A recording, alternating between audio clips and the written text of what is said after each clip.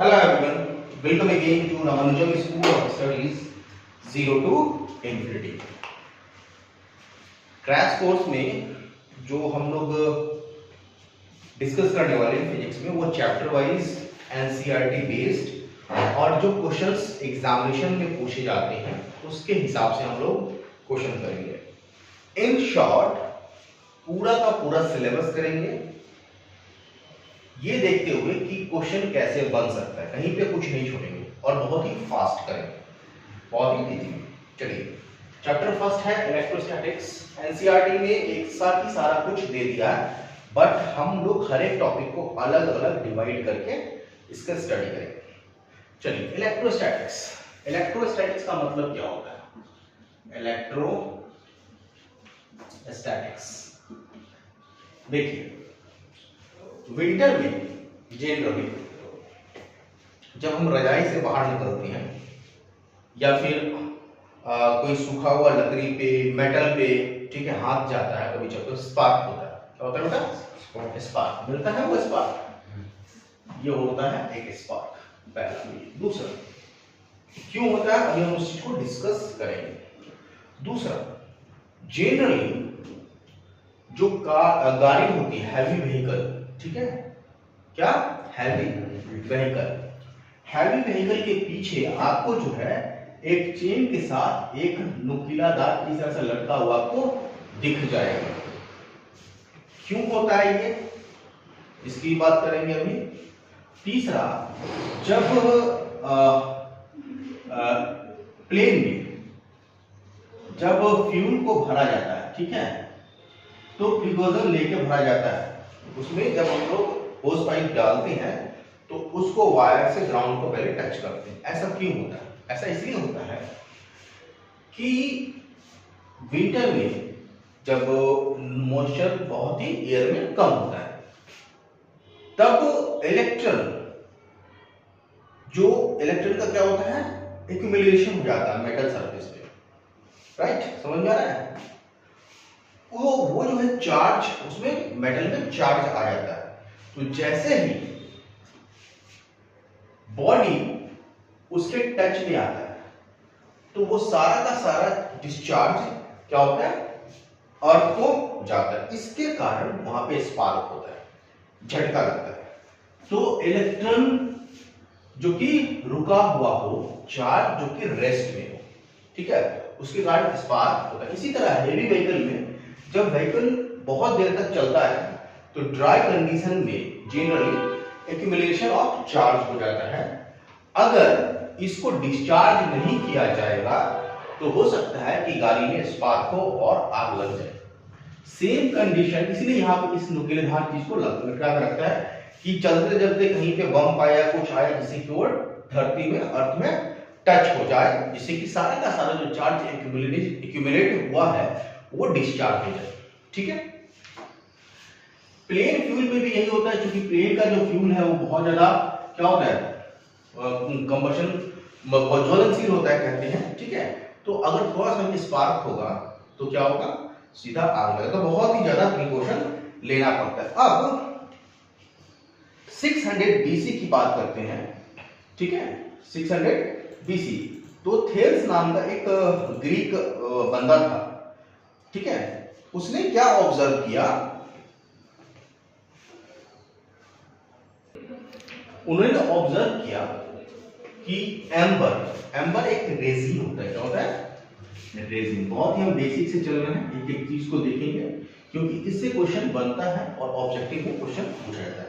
एक रेजिन होता है एम्बर, इसको जब रब करते हैं वुल के साथ, किसको, एम्बर को इसके साथ रब किया, रब विथ वुल, ठीक है, वुल, तो एम्बर में चार्ज आ जाता है। क्या होता है, ये चार्जिंग हो जाता है। चार्जिंग के दौरान क्या होगा कि इस पे एक पे पॉजिटिव चार्ज आ जाएगा, एक पे नेगेटिव चार्ज आएगा। रब का मतलब क्या हो गया, फ्रिक्शन। तो फ्रिक्शन के कारण बॉडी क्या हो जाएगा, चार्ज हो जाएगा। अब ये चार्ज होने का मैकेनिज्म क्या है, इस चीज को भी हम लोग आगे डिस्कस करेंगे। सो जो इलेक्ट्रिसिटी डेवलप हुआ किस पे, ऑब्जेक्ट पे। कब, जब ऑब्जेक्ट रेस्ट में था, ठीक है, चार्ज रेस्ट में था, ओके, और फ्रिक्शन के कारण जो इलेक्ट्रिसिटी डेवलप हुआ, इसको हम फ्रिक्शनल इलेक्ट्रिसिटी कहते हैं, ठीक है, इसको क्या कहते हैं, फ्रिक्शनल इलेक्ट्रिसिटी। अभी सभी चीज को समझेंगे धीरे धीरे, ओके। तो electricity develop on object when they are rubbed with each other is called frictional electricity. Now electrostatics जो है वो डील करता है study of force, study of, ध्यान समझना, इलेक्ट्रोस्टैटिक में क्या डील करते हैं, फोर्स को डील करते हैं, पोटेंशियल को डील करते हैं, फील्ड को डील करते हैं। इन सभी चीज का डेफिनेशन हम लोग आगे आने वाले क्लास में देखेंगे। जब ये चार्ज किसमें हो, रेस्ट में हो, तो क्या इंपॉर्टेंट है इलेक्ट्रोस्टैटिक्स में, जो भी चीज हम पढ़ेंगे, charge is in rest, moving charge नहीं होना चाहिए, ठीक है, मूविंग चार्ज नहीं होना चाहिए। नाउ चार्ज जो है दो प्रकार के होते हैं, टू टाइप्स। कितने प्रकार के होते हैं, टू टाइप्स। अब कैसे दो प्रकार के चार्ज होते हैं, इस चीज को अभी आप यहां पे समझेंगे कि अगर एक ग्लास रॉड ले लेते हैं, क्या ले लेते हैं, ग्लास रॉड, ठीक है, ये हमारा क्या हो गया, ग्लास रॉड। इस ग्लास रॉड को हम लोग किसके साथ रब करेंगे, इसको सस्पेंड कर देते हैं, सस्पेंड करने के बाद इसको रब करते हैं किसके साथ, सिल्क के साथ, सिल्क के साथ रब किया, ठीक है, रब कर दिया ग्लास रॉड को। सिमिलरली दूसरा ग्लास रॉड, ठीक है, इसको भी सिल्क के साथ रब किया और दोनों ग्लास रॉड को धागे से ऐसे नजदीक में लाके लटका दिया। अब जैसे ही लटकाएंगे तो क्या करेगा, एक दूसरे को रिपेल करेगा, एक दूसरे को क्या करेगा, रिपेल करेगा। इसका मतलब है कि इस पे जो चार्ज आया वो सेम इस पे चार्ज आएगा, जो कि लाइक चार्ज क्या करेगा, रिपेल करेगा। तो एक प्रकार का, दोनों पे एक ही प्रकार का चार्ज होगा, एक ही टाइप का चार्ज होगा, ठीक है, दोनों पे एक ही टाइप का चार्ज होगा, ओके। नाउ अगर हम लोग एक इसमें ये ले ले एबोनाइट रॉड, एबोनाइट रॉड, ठीक है, और इसको अगेन हम लोग सिल्क के साथ, सिल्क नहीं, फर के साथ अगर हम रब करेंगे तो अगेन एबोनाइट रॉड क्या होगा, चार्ज हो जाएगा और फर भी चार्ज हो जाएगा। तो हुआ क्या है इसमें, अच्छा, क्योंकि इस पे एक प्रकार का चार्ज है, जब हम यहाँ पे एबोनाइट रॉड को लेके इसके नजदीक लाएंगे तो ये एक दूसरे को क्या करेगा, अट्रैक्ट करेगा, क्या करेगा, अट्रैक्ट करेगा। तो फर्स्ट केस में दोनों क्या कर रहे हैं, एक दूसरे को रिपेल कर रहा है, सेकंड केस में क्या कर रहा है, अट्रैक्ट कर रहा है। तो जब फर्स्ट केस में दोनों को रिपेल कर रहा है, या तो इस पे एक ही प्रकार का चार्ज होगा, ठीक है, और सेकंड केस में अपोजिट। तो इस तरह से हम लोग ये प्रूव कर सकते हैं कि जो चार्ज होता है वो दो प्रकार के होते हैं, ठीक है। एक चार्ज को, अच्छा, इस चीज को, ये जो चार्ज है कि एक चार्ज को पॉजिटिव कहते हैं और एक चार्ज को नेगेटिव कहते हैं, दूसरे प्रकार के चार्ज को, ये किसने किया, इसका नाम किया बेंजामिन फ्रैंकलिन। किसने, बेंजामिन फ्रैंकलिन। कौन था ये, कौन था, बताओ जरा।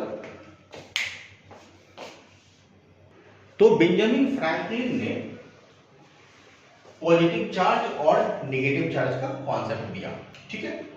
अब पेपर में आता है हमेशा कि जब एक मटेरियल जैसे ग्लास रॉड को रब करेंगे सिल्क रॉड पे, आप लोग नोट कर सकते हैं, तो कौन सा चीज पॉजिटिव होगा, कौन सा नेगेटिव होगा। चलिए, तो ये एक तरफ लिखेंगे पॉजिटिव चार्ज और एक तरफ नेगेटिव चार्ज, ठीक है। ये थ्योरी वाला क्वेश्चन है, जनरली ऑब्जेक्टिव में आता है।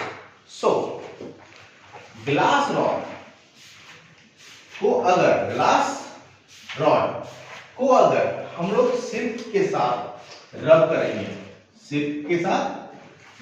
तो ग्लास रॉड क्या हो जाएगा, पॉजिटिव और सिर में क्या हो जाएगा निगेटिव। अगर हम फर को अगर हम इबोनाइट रॉड के साथ क्या करेंगे, रब करेंगे, इबोनाइट रॉड के साथ रब करेंगे तो फर हो जाएगा पॉजिटिव और इबोनाइट रॉड हो जाएगा निगेटिव। समझ में आ रहा है? ओके। और भी है कि वूल को अगर एम्बर के साथ हम रब करेंगे तो वूल हो जाएगा पॉजिटिव और एम्बर हो जाएगा निगेटिव। अगेन अगर वूल को अगर हम रब करते हैं रबर के साथ तो वूल हो जाएगा पॉजिटिव और रबर हो जाएगा निगेटिव। अगेन वूल को अगर हम प्लास्टिक के साथ रब करेंगे, किसके साथ, प्लास्टिक के साथ, तो प्लास्टिक हो जाएगा हमारा निगेटिव, वुड हो जाएगा पॉजिटिव। एक नंबर का क्वेश्चन बहुत ज्यादा चांस होता है कि आपको इस टेबल से मिलेगा। ठीक है,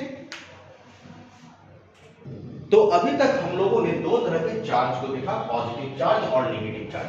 क्या है पॉजिटिव चार्ज, क्या है नेगेटिव चार्ज, ये एक नेचर के हिसाब से हमने देखा। एक तरह के चार्ज को पॉजिटिव चार्ज कहा गया, दूसरी तरह के चार्ज को नेगेटिव चार्ज कहा गया। Positive charge, negative charge. अब देखिए कि जितने भी सबस्टांस है वो किससे बना होता है, एटम से। किससे बना होता है, एटम से। और एटम किससे बना होता है, इलेक्ट्रॉन, प्रोटॉन एंड न्यूट्रॉन। ठीक है, इलेक्ट्रॉन, प्रोटॉन और न्यूट्रॉन। अब एटम के पास क्या होता है, मास होता है। क्या होता है, मास होता है। सपोज एक न्यूक्लियस है, ये एटम है हाइड्रोजन का, ये न्यूक्लियस है, ये एटम है हाइड्रोजन का। क्योंकि मास होता है तो ये एक दूसरे को कौन से फोर्स से पुल करेगा, क्योंकि मास के कारण ग्रेविटेशनल पुल लगेगा और ग्रेविटेशनल पुल हमेशा क्या होता है, अट्रैक्टिव। समझ में आ रहा है, ग्रेविटेशनल पुल क्या होगा, हमेशा अट्रैक्टिव, ग्रेविटेशनल पुल। ठीक है, ये दूसरे को खींचेगा, दैट इज अट्रैक्टिव। ये ध्यान में रखना है सब कुछ। अब जब इस दोनों को नजदीक लाएंगे तो हम लोग देखेंगे कि एक टाइम के बाद ये एक दूसरे को पुश करने लग जाता है। तो अट्रैक्टिव फोर्स के कारण ग्रेविटेशनल पुल लगा, एक दूसरे को खींचेगा। लेकिन चार्ज के कारण क्या होगा, ये एक दूसरे को खींचेगा और एक पर्टिकुलर टाइम के बाद, अगर दो हाइड्रोजन न्यूक्लियस की बात करें, पर्टिकुलर टाइम के बाद ये रिपेल करने लगेगा। मतलब कि चार्ज एक दूसरे पे क्या करेगा, फोर्स अप्लाई करेगा। ठीक है, जिसको हम इलेक्ट्रिक फोर्स कहेंगे। ठीक है, अब चार्ज जो फोर्स अप्लाई करेगा वो दो तरह का होगा, अट्रैक्टिव फोर्स होगा और रिपल्सिव फोर्स होगा। अगर चार्ज सेम टाइप का है तो रिपल्सन होगा, अगर चार्ज क्या होगा, अपोजिट टाइप का है तो वो क्या होगा, अट्रैक्शन होगा। ठीक है, तो similar charge repel each other and opposite charge attract each other. ठीक है, नाउ आगे बढ़ते हैं यहाँ पे कि मैकेनिज्म क्या है चार्ज का। क्या है मैकेनिज्म, कोई भी चीज कैसे चार्ज होता है। तो अभी हमने बात किया कि एटम इलेक्ट्रॉन, प्रोटॉन और न्यूट्रॉन से बना होता है। प्रोटॉन और न्यूट्रॉन किसमें होते हैं बेटा, न्यूक्लियस में। तो किसमें होता है, न्यूक्लियस में। और इसको हम क्या कहेंगे, न्यूक्लियॉन्स कहेंगे, और इसके जोड़ को हम कहेंगे मास नंबर। ये केमिस्ट्री तो मैं रिविजन कराता हूं। और जो इलेक्ट्रॉन है न्यूक्लियस के बाहर होता है, अकॉर्डिंग टू बोर-ब्यूरी स्कीम, ये हो गया न्यूक्लियस जिसके अंदर प्रोटॉन और इलेक्ट्रॉन होगा, और इसके बाहर बहुत सारे ऑर्बिट में इलेक्ट्रॉन क्या होगा कि ये चक्कर काट रहा होता है। ठीक है, अब इलेक्ट्रॉन इसमें बहुत सारे हैं, देखो ध्यान से। अब चूंकि न्यूट्रल एटम है, क्या है बेटा, न्यूट्रल एटम है, तो जितना प्रोटॉन होगा उतना ही इलेक्ट्रॉन होगा, तो हम कहेंगे न्यूट्रल है। इसका मतलब ये नहीं है कि चार्ज नहीं है। न्यूट्रल एटम का मतलब ये नहीं है कि चार्ज नहीं है। चार्ज है, पॉजिटिव चार्ज भी है और निगेटिव चार्ज भी है, लेकिन दोनों का अमाउंट क्या है, बराबर है, एक दूसरे की इफेक्ट को क्या कर रहा है, कैंसल आउट कर रहा है। अगर यहां पे कोई दूसरा एटम का न्यूक्लियस आता है, ठीक है, और इसका एटम है, ठीक है, अब इसको हमने क्या किया, फ्रिक्शन किया, क्या किया, फ्रिक्शन किया, तो जो एटम ज्यादा इलेक्ट्रॉन एफिनिटी होगा, जिसका मतलब इलेक्ट्रॉन खींचने की ताकत ज्यादा होगा, वो क्या करेगा, इलेक्ट्रॉन को दूसरे से खींच लेगा। क्या करेगा, दूसरे से खींच लेगा। समझ में आ रहा है? अगर खींचेगा तो चूंकि न्यूक्लियस में हमारे प्रोटॉन है, अगर 10 प्रोटॉन है मान के चले और 10 इलेक्ट्रॉन होगा न्यूट्रल में, एक इलेक्ट्रॉन इससे निकल गया, ठीक है, तो कितना बना हमारा प्रोटॉन, 10, और इलेक्ट्रॉन कितना हो गया, 9। कहने का मतलब है कि इलेक्ट्रॉन मूव करने के कारण ऑब्जेक्ट क्या हो जाएगा हमारा, पॉजिटिव चार्ज। ऑब्जेक्ट क्या हो जाएगा, पॉजिटिव चार्ज। लेकिन जो दूसरा न्यूक्लियस था जिसमें ये हमारा इलेक्ट्रॉन आया, उसमें relatively number of electron as compare to proton क्या हो जाएगा, बढ़ जाएगा, तो वो नेगेटिव चार्ज हो जाएगा। अब इसी कॉन्सेप्ट को आप यहां पे लगाए कि ग्लास रॉड पे क्या हो गया, पॉजिटिव चार्ज, और सिल्क पे क्या हो गया, नेगेटिव चार्ज। इसका मतलब क्या है, इलेक्ट्रॉन कहां से कहां मूव किया होगा, पॉजिटिव से नेगेटिव। मटेरियल बताओ, पॉजिटिव तो तब होता है, पॉजिटिव तो तब होता है जब इलेक्ट्रॉन मूव करेगा। मैं यही तो पूछ रहा हूं कि ये हम कैसे पता करेंगे ये पॉजिटिव चार्ज है, ये नेगेटिव चार्ज है। ग्लास रॉड से इलेक्ट्रॉन निकल के सिल्क पे चला गया, फर्श से इलेक्ट्रॉन निकल के एबोनाइट पे चला गया, वूल से इलेक्ट्रॉन निकल के एम्बर पे चला गया। तो ये चीज ध्यान में रखना है कि इस तरह से मतलब इलेक्ट्रॉन के ट्रांसफर के कारण कोई भी चीज पॉजिटिव चार्ज या नेगेटिव चार्ज होता है। यही है origin of electric charge in frictional electricity.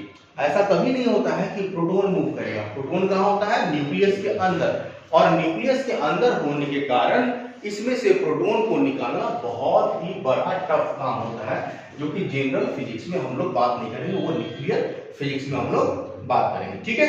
तो इस तरह से चार्जिंग होता है। क्लियर है, यहां तक क्लियर है, नोट्स बन जाएंगे, वेरी गुड। नाउ अभी तक हम लोगों ने समझा कि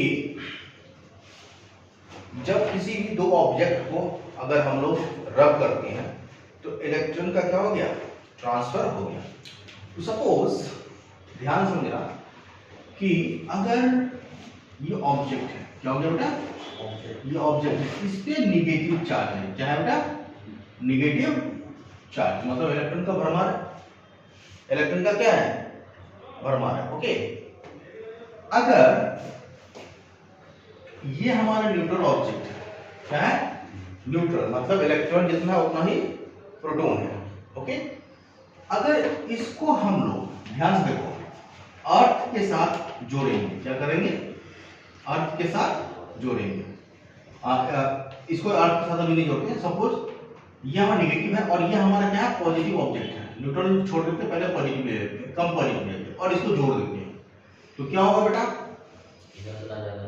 इलेक्ट्रॉन मूव करेगा। क्या हो गया, इलेक्ट्रॉन मूव करेगा। तो इसे हम क्या कहेंगे, चार्जिंग या डिस्चार्जिंग, जिसमें इलेक्ट्रॉन मूव करेगा। तो जब इलेक्ट्रॉन मूव करता है एक जगह से दूसरी जगह, तो ऐसे चार्जिंग या डिस्चार्जिंग को हम क्या कहते हैं बेटा, कंडक्शन। क्या कहते हैं, कंडक्शन। हीट में भी क्या, एक्चुअल मूवमेंट ऑफ इलेक्ट्रॉन। क्या हुआ, एक्चुअल मूवमेंट ऑफ इलेक्ट्रॉन। तो ये हमारा हो जाएगा कि process of charging by conduction. इसी तरह एक और तरीका है किसी भी चीज को चार्ज करने के लिए, इलेक्ट्रोस्टैटिक इंडक्शन। इलेक्ट्रोस्टैटिक इंडक्शन में क्या होगा, ध्यान से देखना कि अगर ये हमारा पॉजिटिव चार्ज ऑब्जेक्ट है बेटा, पॉजिटिव चार्ज ऑब्जेक्ट है, इस पॉजिटिव चार्ज ऑब्जेक्ट के दूर इसके बगल में हम लोग क्या लेते हैं, एक न्यूट्रल ऑब्जेक्ट ले लिया। क्या ले लिया, न्यूट्रल ऑब्जेक्ट। अब न्यूट्रल ऑब्जेक्ट में जितना पॉजिटिव चार्ज है उतना नेगेटिव चार्ज है। अब इसको नजदीक लाए, इसके नजदीक, पॉजिटिव चार्ज के नजदीक लाए। अब जब पॉजिटिव चार्ज के नजदीक लाएंगे तो जो नजदीक में रहेगा charge, positive charge negative charge को क्या करेगा, अट्रैक्ट करेगा तो नेगेटिव चार्ज इधर आएगा और पॉजिटिव चार्ज जो होगा वो इस तरफ आ जाएगा। चार्ज का क्या हो गया, सेपरेशन हो गया। ओके, समझ में आ रहा है? ये तब तक रहेगा चार्ज का सेपरेशन जब तक कि ये इसके नजदीक में है। अगर इसको हम दूर कर ले, हटा ले जाकर, ठीक है, तो क्या हो जाएगा, फिर ये मिल जाएगा, न्यूट्रल बन जाएगा। तो इस तरह के चार्जिंग को जिसमें कोई भी कांटेक्ट नहीं हो रहा है, यहाँ पे क्या हो रहा था, कांटेक्ट हो रहा था, यहाँ पे कोई भी कांटेक्ट नहीं हो रहा है, इस तरह के चार्जिंग को हम इलेक्ट्रोस्टैटिक इंडक्शन कहते हैं। अब किसी भी बॉडी को अगर हमें चार्ज करना है, नेगेटिवली चार्ज करना है, ठीक है, तो क्या करेंगे, जैसे हम लोगों ने इस ऑब्जेक्ट को यहाँ पे लाया, ठीक है, एक इंच पे पॉजिटिव चार्ज, एक इंच पे नेगेटिव चार्ज आ गया, ठीक है, समझ में आ रहा है? आ रहा है समझ में? ना इसको अगर हम यहाँ पे इसको इसी तरह रखना है, यहाँ पे हमको इसी तरह रखना है, अभी हटाना नहीं है, लेकिन क्या किया, यहाँ से एक वायर निकाल के इसको हमने अर्थ कर दिया। क्या कर दिया? अर्थ कर दिया। जब अर्थ करेंगे तो ये जो पॉजिटिव चार्ज जो मतलब टेम्परेरी यहाँ पे डेवलप हुआ है, उस पॉजिटिव चार्ज को, ध्यान से सुनो, उस पॉजिटिव चार्ज को न्यूट्रलाइज करेगा कौन? इलेक्ट्रॉन। कौन सा इलेक्ट्रॉन? अर्थ इलेक्ट्रॉन प्रोवाइड करेगा। समझ में आ रहा है? अर्थ से इलेक्ट्रॉन निकलेगा और इलेक्ट्रॉन इधर फील होगा, तो इलेक्ट्रॉन का मूवमेंट ऐसे होगा, जितना यहाँ पे चार्ज है उतना इलेक्ट्रॉन मूव कर जाएगा, ठीक है। अब मूव करेगा, ठीक है, तो यहाँ पे चूंकि अब इसको कट कर दो, अर्थिंग को कट कर दो, तो ये अब हमारा क्या हो जाएगा, जितना इलेक्ट्रॉन आया चार्ज से उतना ही ये, सॉरी, अर्थ, जितना इलेक्ट्रॉन अर्थ से आया, इसी को अर्थिंग कहते हैं। क्या कहते हैं? इस चीज को अर्थिंग कहते हैं। इलेक्ट्रॉन का मूव कहां से हुआ? इलेक्ट्रॉन, मतलब इसीलिए हम कहते हैं कि अर्थ जो है बहुत बड़ा रिजर्वायर है, ठीक है, चार्ज का। तो ये सारा का सारा, अब चूंकि इलेक्ट्रॉन का मूव ऐसे हुआ है तो करंट कैसे जाएगा? अपोजिट डायरेक्शन में जाता है, करंट को हम लोग पढ़ेंगे। तो इस तरह से हम चार्ज बाय इंडक्शन कर सकते हैं, चार्जिंग बाय इंडक्शन कर सकते हैं। समझ में आ रहा है? ओके, तो ये चार्जिंग बाय इंडक्शन है। क्लियर? सो अब हम बात करते हैं, चार्ज समझ में आएगा, चार्ज क्या है, चार्ज क्या है, प्रॉपर्टी है, ठीक है। अब हम इस चार्ज के नेचर को समझेंगे, चार्ज का नेचर क्या है। क्लियर है?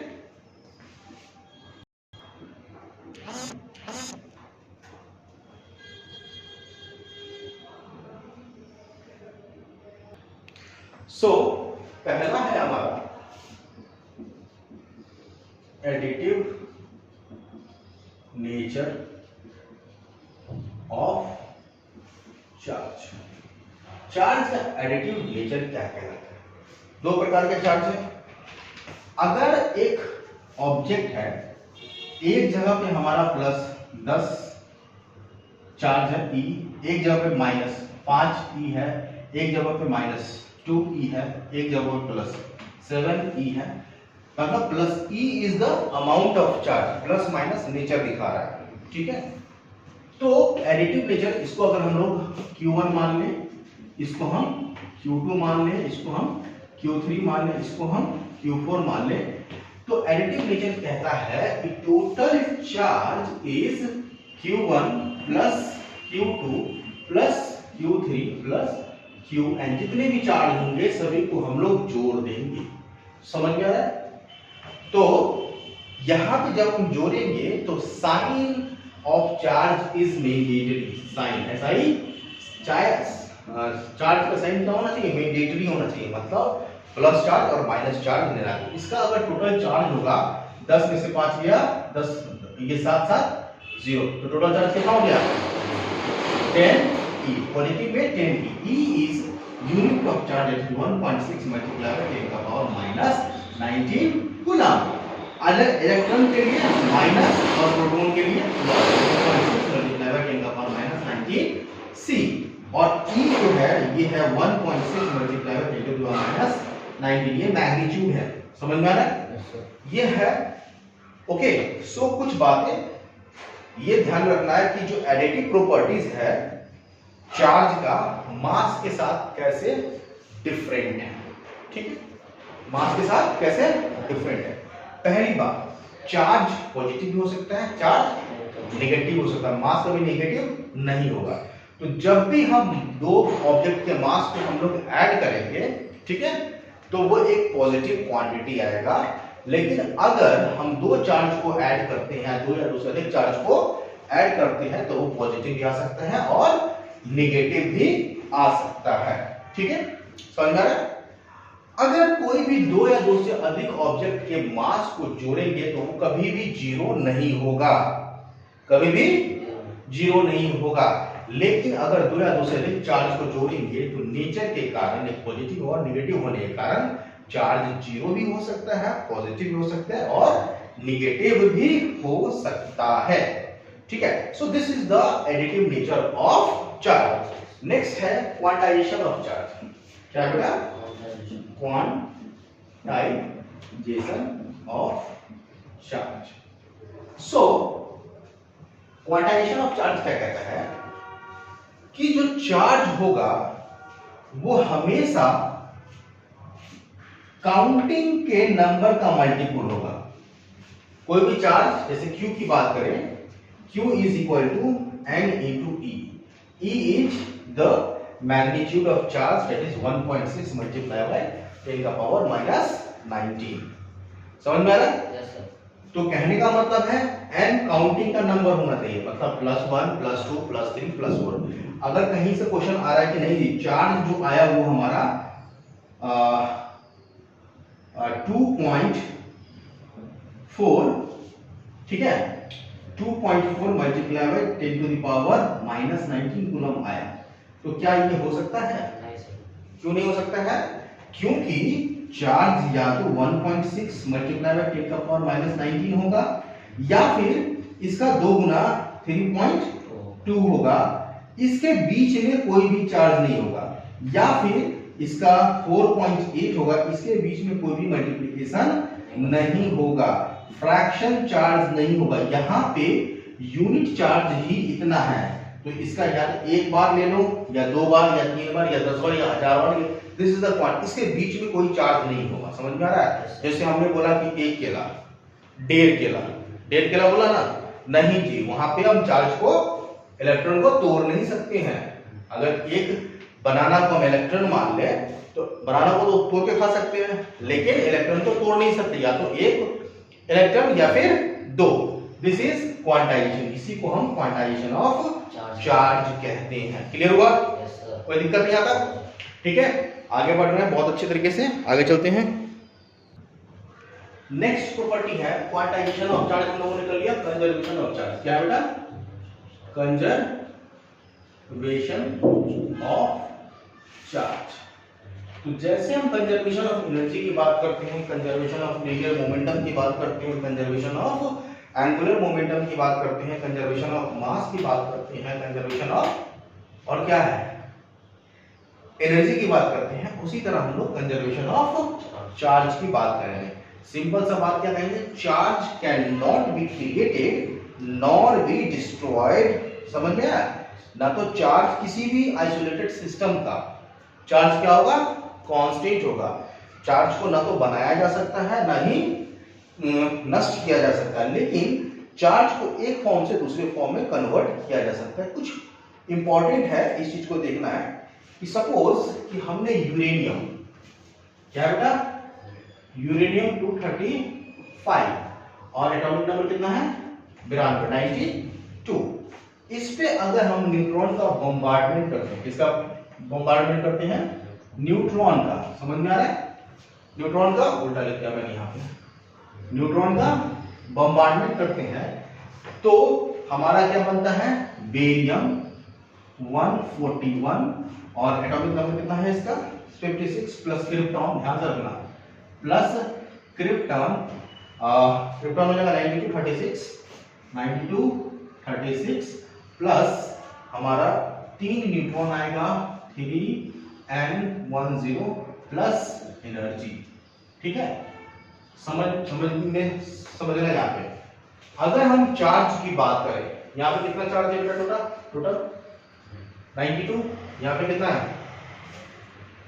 कितना है? 92। ठीक है, बताइए ना। मास तो चार्ज क्या है, चार्ज सेम, चार्ज क्या हो गया, सेम हो गया। तो इस वाले प्रोसेस को हम क्या कहते हैं कि इस रिएक्शन में जो न्यूक्लियर रिएक्शन है इसमें चार्ज सेम है, और इस रिएक्शन को एक बहुत ही अच्छा नाम दिया गया है, नाम याद नहीं आ रहा। एक तो है कि अगर दो चार्ज जुड़ता है तो उसको एनिहिलेशन कहते हैं, लेकिन एक चार्ज अगर टूटता है दो में चला जाता है उसको क्या कहते हैं याद नहीं आ रहा है, मैं बाद में बता दूंगा। ठीक है, क्लियर हो गया। अगर मास की बात करें, मास कितना बेटा 235, इधर कितना है 3 प्लस 3 6, ध्यान से देखना 6, देखो ये 2 1 3 3 3 6 9 4 13, हाथ में एक एक एक 2, कुछ और हो गया क्या, 236 और 235 है, 235 236 कुछ छूट रहा है, 141 92 कितना हो गया ये बेटा, 2 1 3 और 4 3 हाथ में एक एक 2 233। मेरा यहाँ पे ये कहना है कि यहाँ पे कुछ 235 या 238 हो सकता है, यहाँ पे जो चार्ज तो कंजर्व हुआ, चार्ज कितना है 92, कंजर्वेशन ऑफ चार्ज है, लेकिन जो एनर्जी निकला है ये एनर्जी जब न्यूक्लियर रिएक्शन होता है तो वहां पे मास कम हो जाता है, जो कि मास एनर्जी में कन्वर्ट हो जाता है E = mc² के हिसाब से। इस चीज को हम लोग रेडियो एक्टिव डीके में पढ़ेंगे, ठीक है, ओके। तो 235 है यहाँ पर, ये जोड़ो ना, ये 141 92 कितना हो गया 233 और 3 न्यूट्रॉन, तो 236 हो रहा है ना। यहाँ पे मुझे डाउट लग रहा है कि 238 है, क्योंकि जो एनर्जी निकलेगा न्यूट्रॉन में तो मास आ रहा है, एनर्जी जो निकलेगा मास से कन्वर्ट होगा, न्यूक्लियॉन्स टूटेगा तो। चलिए इसके बारे में हम बाद में डिस्कस करेंगे, okay. Now properties of charge, जो कि बहुत इंपॉर्टेंट है, क्वेश्चन में पूछता है। तो पहला प्रॉपर्टीज क्या है, like charge repel each other and opposite charge या unlike charge attract each other, clear. दूसरा, मैग्नीट्यूड ऑफ एलिमेंट्री नेगेटिव और positive charge is same and is equal to, कितना होता है एलिमेंट्री चार्ज का मैग्नीट्यूड, अभी भी मैंने बताया था 1.6 multiply bye 10⁻19 coulomb. The electric charge is additive in nature, electric charge को जोड़ा जा सकता है, कैसे, उसके साइन के हिसाब से, ठीक है। It implies that total charge of an object is algebraic, ये वर्ड ध्यान में रखना है, इसको लिखना है, total charge is algebraic sum of charge located at the different point in the object. Next, the charge is quantized, चार्ज क्या है हमारा, क्वांटाइज्ड है, that is charge carried by a charge object equal to plus minus n e, plus positive charge के लिए minus negative charge के लिए into e, okay. Where n is an integer, यहाँ पे n क्या है हमारा, इंटीजर है। The charge, electric charge of the system is always conserve, conservation of charge, और unlike mass electric charge on object is not affected by the motion of object.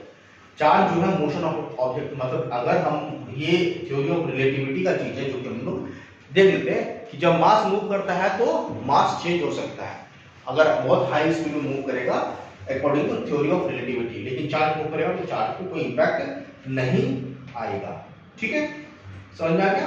तो कभी कभी आपसे डिफरेंस भी पूछ सकता है कि चार्ज और मास में क्या डिफरेंस है, दोनों एक बॉडी का प्रॉपर्टी है दोनों में, ठीक है। तो ये चीज हम लोगों ने किया, तो यहाँ तक हम लोगों ने बेसिक कॉन्सेप्ट में चार्ज के बारे में समझा। उसमें हमने ये समझा कि चार्ज होता क्या है, इसका नाम किसने दिया था, बेंजामिन फ्रैंकलिन ने। पॉजिटिव चार्ज, नेगेटिव चार्ज क्या होता है, रबिंग पे किस पे कौन सा चार्ज होगा, चार्ज होने का, चार्जिंग का मैकेनिज्म क्या है, कंडक्शन के द्वारा चार्ज कैसे होता है, इंडक्शन के द्वारा चार्ज कैसे होता है। हमने अर्थिंग के कॉन्सेप्ट को समझा कि अर्थिंग का मतलब क्या होता है, ठीक है। उसके बाद हम लोगों ने conservation of energy and quantization of charge, conservation of charge and quantization of charge के कॉन्सेप्ट को समझा, और लास्ट में इन सभी प्रॉपर्टीज का हम लोग सिनॉप्सिस देख ली। नेक्स्ट लेक्चर में हम लोग कूलम्ब्स लॉ इन इलेक्ट्रोस्टैटिक्स करेंगे। ठीक है, कूलम्ब्स लॉ ऑफ इलेक्ट्रोस्टैटिक्स में वेक्टर फॉर्म में बहुत आता है। अगर हम कूलम्ब्स लॉ कर लेते हैं तो सेम फॉर्म में हम लोग इलेक्ट्रिक फील्ड के कॉन्सेप्ट को भी डिस्कस करेंगे। तो आज के लिए इतना ही रखते हैं। कल के लेक्चर में हम लोग जो है बचा हुआ पार्ट उस चीज को कूलम्ब्स लॉ को करेंगे। आप लोगों का काम क्या है कि आप लोग इस पे बेस्ड जितने भी क्वेश्चन आपको मिलते हैं या नोट्स आपको करके आने हैं, बना के आने हैं। ठीक है, ये वीडियो में अपलोड कर लूंगा। जो जो वर्ड बोला हूं उस वर्ड का कॉपी पे लिख के आपको देखना है घर पे और डेफिनेशन लिख के आना। चलिए आज के लिए हैव अ नाइस डे। जय हिंद।